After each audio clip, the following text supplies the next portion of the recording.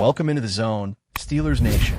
I'm your host, Jax Berry, and today I'm rolling out my argument for why Aaron Rodgers and the Pittsburgh Steelers form an absolute dream pairing as we gear up for the 2025 season, and why I'm convinced the four-time MVP is primed for a monumental bounce-back season right here in Steel City. Stay tuned, because I'm also going to break down exactly what Pittsburgh has to accomplish for this move to pay off. All right, let's dive in. First off, let's talk about timing. Aaron Rodgers is 41, and everyone knows he's got one, maybe 2 seasons left before he hangs up the cleats. Now take a look at someone else on Pittsburgh's roster with the same mindset, Cam Hayward.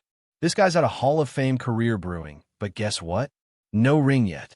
He's eyeing a championship before he turns in his jersey, and the Steelers are in go-time mode.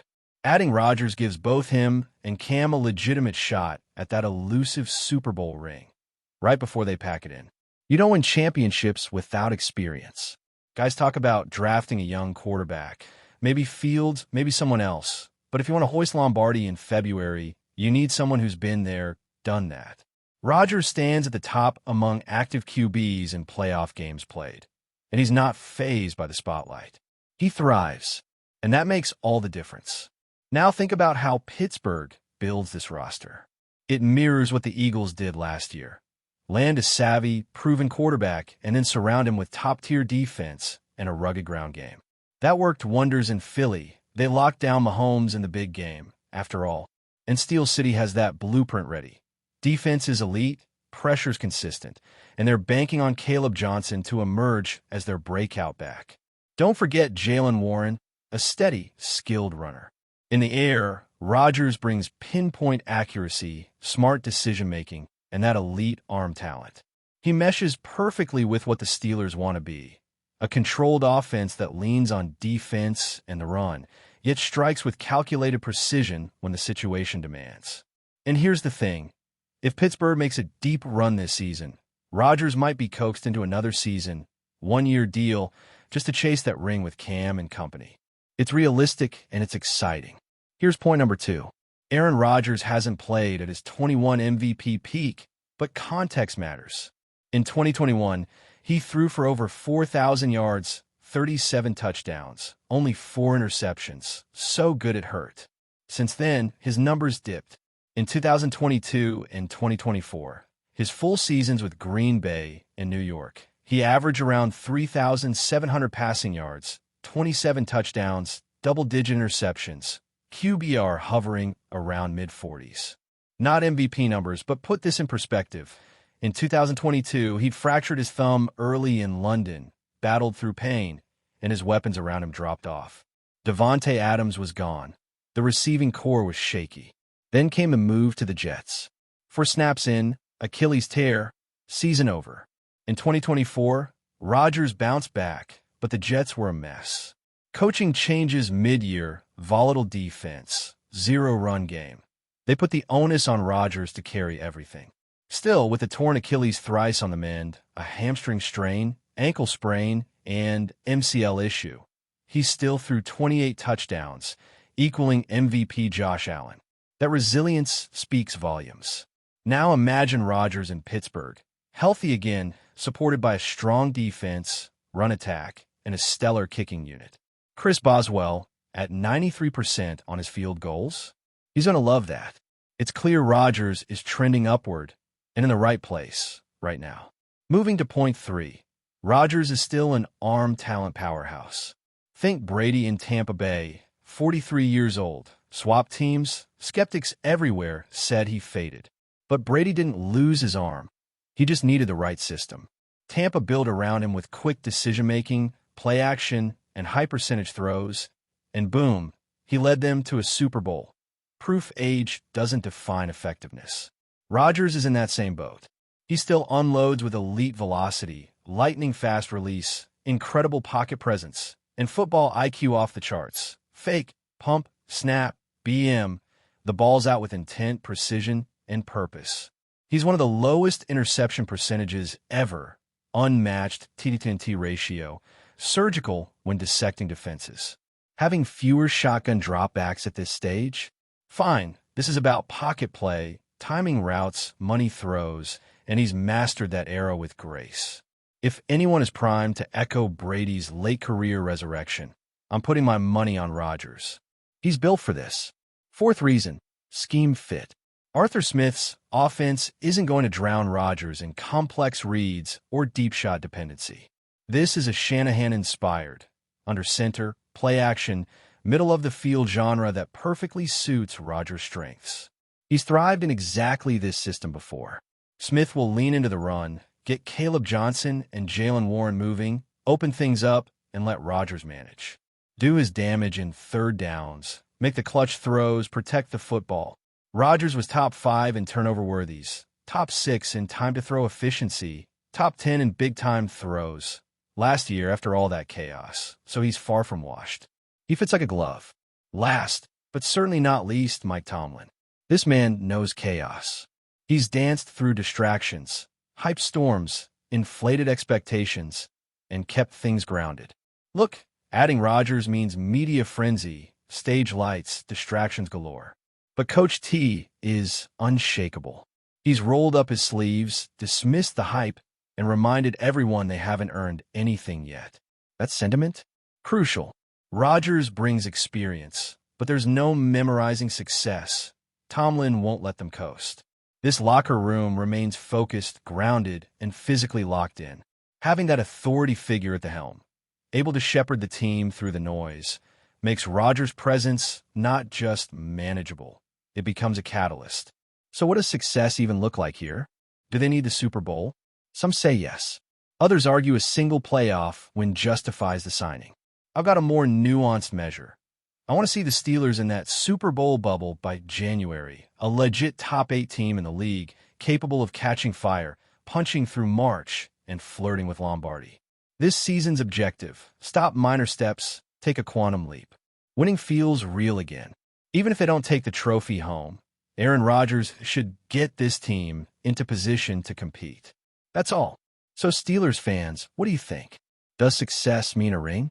Or just that taste, that chance, that fire in January and February?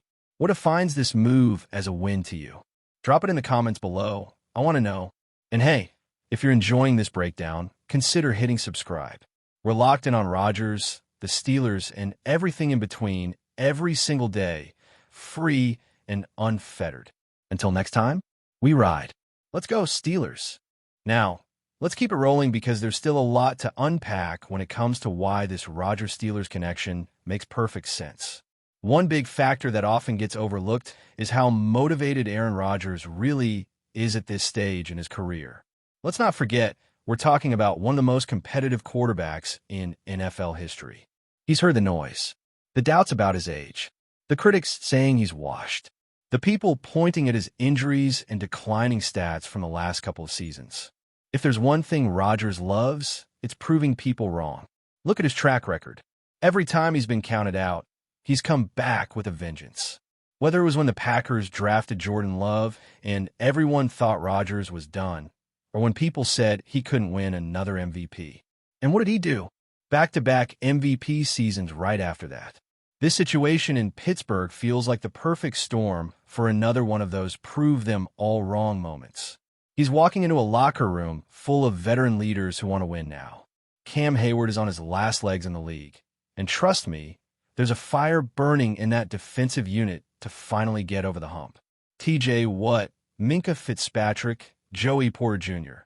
This defense is loaded with talent, and they're going to give Rodgers the kind of support he hasn't had in years. He's not going to need to throw 50 passes a game to win. He'll be asked to manage, protect the ball, and take his shots when they're there. That's a role he can absolutely thrive in at this stage. Another thing that jumps out is how Rodgers' skill set still matches up with what wins games in today's NFL. Quick decision-making, pre-snap reads, the ability to manipulate defenses with his eyes and with his cadence. Rodgers is still elite at all of that. Even last year, through all the injuries and chaos in New York, he still ranked near the top in big-time throw percentage and had one of the lowest turnover-worthy play rates in the league. That tells you he's still seeing the field at an elite level. He hasn't lost the mental edge. Combine that with his healthy arm and improved mobility now that he's further removed from the Achilles injury, And you've got a quarterback who's more than capable of leading a playoff team. And let's talk about the offensive line for a second. The Steelers went out this offseason and heavily invested in the trenches. They brought in guys to shore up pass protection because they know that with Rodgers, giving him even that extra half second can make all the difference. He doesn't need a perfect line. He's played behind shaky units before and still produced. But giving him time will only amplify what he can do with the football. Looking at the AFC North, it's clear the division isn't going to be a cakewalk. You've got Joe Burrow coming back healthy in Cincinnati. Lamar Jackson and the Ravens are always dangerous. Even the Browns with Deshaun Watson have something to prove. But Rodgers has spent his whole career battling in a tough NFC North. This isn't new territory for him. If anything, this level of competition will fuel him even more. He thrives on the challenge, and being in one of the toughest divisions in football will only sharpen him further. Lastly, let's not forget the intangible factor, leadership. Say what you want about Rodgers being outspoken or having a big personality, but the guy commands respect in the locker room. Young players listen to him. Veterans rally around him. Having that type of presence in the quarterback room and on the field can elevate an entire roster. We saw that during his MVP years. We saw flashes of it, even with the Jets before the injury. Now, Pittsburgh gets that leadership, that swagger, that edge. So yeah, when you put it all together, the experience, the arm talent, the football IQ, the leadership, and now the motivation, this really does feel like a perfect fit for both sides. Rodgers gets one last shot at glory, and the Steelers finally get the kind of quarterback presence they've been missing for years. The 2025 season can't come soon enough. But before we dive in, don't forget to subscribe to Steelers Nation Central and hit the like button on this video. Your support helps us keep bringing you the latest updates on the Pittsburgh Steelers. And don't forget to share your thoughts on the news in the comments below. Pittsburgh could be buzzing for more than just its black and gold heritage this week, as whispers grow louder surrounding wide receiver Allen Lazard. The former Green Bay Packer and New York Jet was reportedly seen entering the Steelers facility earlier today, fueling speculation that a significant signing may be imminent. Sources close to the situation suggest Lazard could be finalizing a 4-year deal with the franchise, though no official confirmation has been made by either party. Lazard's sudden appearance in Pittsburgh was enough to send social media into overdrive. Fans and analysts alike are wondering what such a move could mean for the Steelers' offense, especially given their efforts to reinforce their receiving core and give their young quarterbacks more reliable targets. While no press release has been issued, and the team has not commented publicly, the sighting has ignited a flurry of debate and anticipation. Should the rumored deal go through, Lazard would bring veteran experience and size to the Steelers lineup. Standing at 6'5", he's known for his ability to win contested catches and contribute in the red zone. After a strong stretch with the Packers and an underwhelming season in New York, a fresh start in Pittsburgh could reignite his career.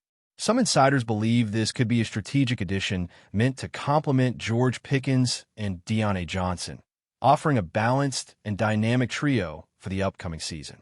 Still, it's worth noting that this is all, for now, speculative. No details have emerged regarding contract terms or guarantees. But if the buzz around the Steelers' training facility is any indication, something could be brewing behind the scenes. Whether it's a routine visit or the beginning of a new chapter in Lazard's career, fans will be watching closely. After all, in the NFL, where there's smoke, there's often fire. That's it for this update. If you enjoyed the video and want to keep receiving exclusive news about the Pittsburgh Steelers, make sure to subscribe to Steelers Nation Central and give this video a like. We always look forward to hearing your comments and opinions. See you in the next video.